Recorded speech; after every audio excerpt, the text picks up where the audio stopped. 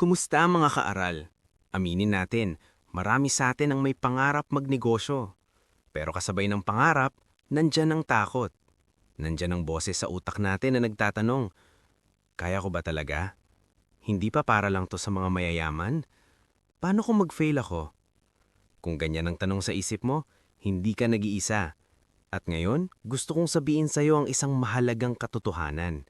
Hindi lahat ng entrepreneur nagsimula ng buo ang loog. Karamihan sa kanila, tulad mo, nagduda rin. Pero matapos pag-aralan ng libu-libong kwento ng mga successful na negosyante, may napansin akong iisang pattern. May mga senyales pala na makikita kahit noon pa lang. At baka, isa ka na pala sa kanila. Handa ka na bang malaman? Sign 1. Nagtinda ka nung bata ka pa.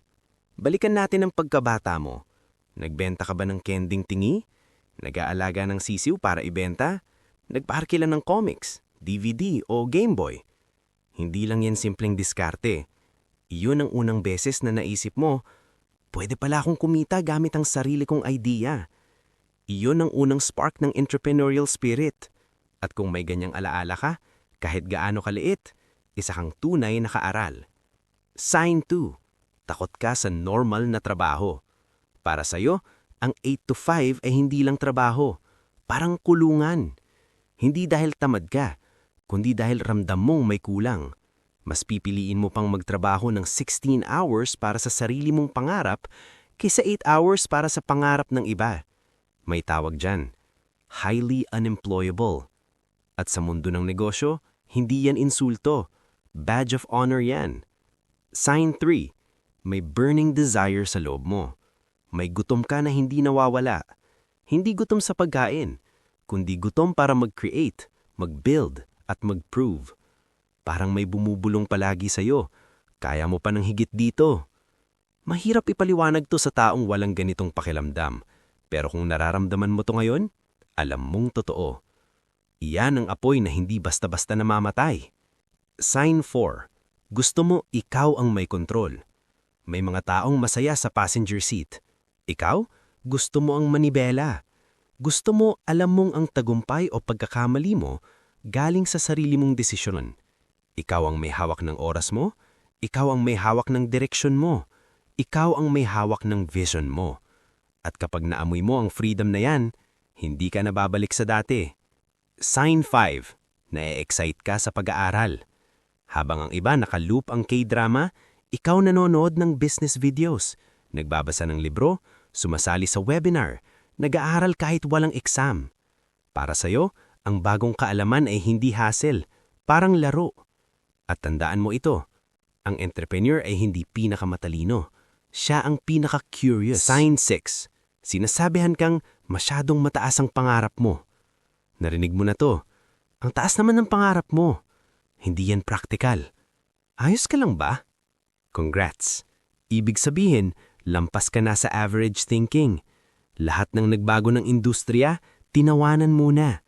Ang mga pangarap na pinagtatawanan ngayon, iyan ang pinapalakpakan bukas. Sign 7. Galit ka sa puro plano lang. Wala kang pasensya sa puro plano. Next year na lang. Pag ready na.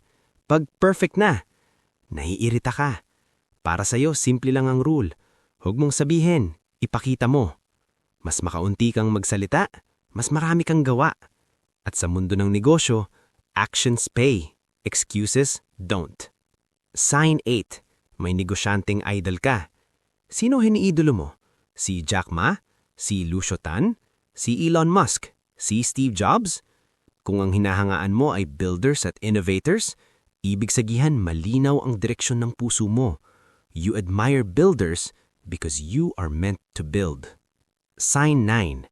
Nakikita mo ang trend bago pa ito sungabog. Napapansin mo ang kulang sa paligid. Nakikita mo ang problemang darating pa lang. May idea ka na sinasabi ng iba na wala yan, pero ikaw, ramdam mong meron. Iyan ang entrepreneurial vision. Ang kakayahan na makita ang oportunidad kung saan wala pang tumitingin. Sign 10. Nanonood ka ng Aral Yaman TV. Tingnan mo ang sarili mo ngayon. Habang ang iba scroll ng scroll, ikaw nandito. Nag-i-invest sa kaalaman. Nag-iisip ng mas magandang kinabukasan. At tandaan mo ito, ang pinakamagandang investment ay ang nasa pagitan ng dalawang tenga mo. Kung nandito, hindi aksidente yan. At eto ang huling senyales. Kung nagtry ka ng magnegosyo dati at nag-fail, pero naiisip mo pa rin hanggang ngayon, congratulations! Isa kang tunay na entrepreneur. Ang negosyo ay parang pag-ibig. Minsan nasasaktan, pero ang mga tunay na handa, pumagkangon at sumusubok ulit. Ang failure mo ay hindi kasalanan. Tuition fee yan sa University of Life. Kung tumama sa'yo kahit 3 sa mga senyales na ito, huwag mo nang pigilan ng sarili mo. Simulan mo na. Mag-research, magplano, at gawin ang unang hakbang. Isulat sa comments, simula na. Mag-subscribe sa Aral Yaman TV at samahan mo kami sa journey mula sa pag-iisip hanggang sa pagyaman. Salamat mga kaaral. Ang negosyo ay nagsisimula sa isang desisyon. Gawin mo na yon ngayon.